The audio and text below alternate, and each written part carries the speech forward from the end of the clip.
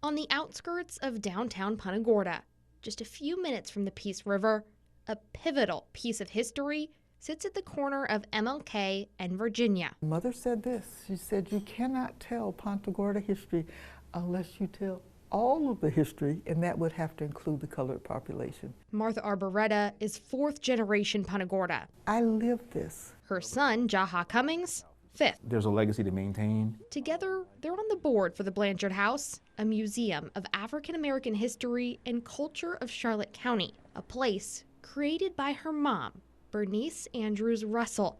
Martha recalls the moment her mom's dream began. It all started on a front porch with a dear friend. She said, Gussie, these kids need to know who they are. If they don't know who they are, they don't know where they're going.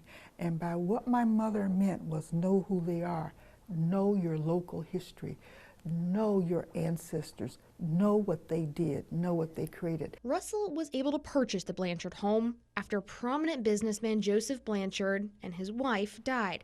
The dream of creating a museum turned into reality by Martha a few years later.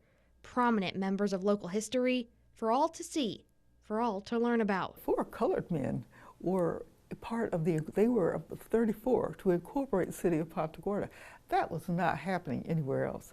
So that's our early history, is a history of what has been called a unique sociology, because together, colored and white, settled and developed Punta Gorda. The purpose was to have shared prosperity and mutual respect. For years, the museum grew.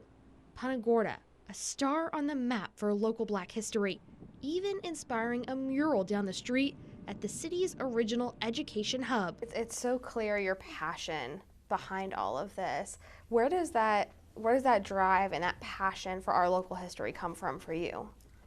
Because I lived it. I walked down those streets. You can see the exhibit we're at now isn't inside the 4 blue walls of the 1900s home. That's because we can't be inside the Blanchard house right now. It's not safe. We don't go in there now because of the mold. Another victim of Ian. The roof collapsed. More than 2 years later, a closed sign still sits on the front porch. The roof was finished, but the inside, the building, however, is still in need of repair. The goal is to have this place fixed and safe for visitors very soon. Our goal really is to have the museum open by May 20th. That's our goal. Why that day?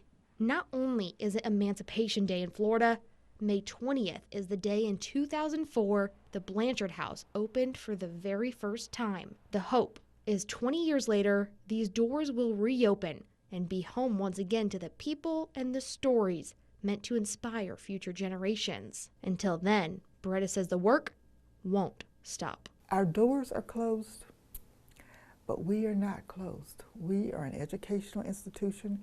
We continue to do history. We continue to be out there to educate children and adults. I'm local in Punta Gorda. Samantha Serbin, NBC2.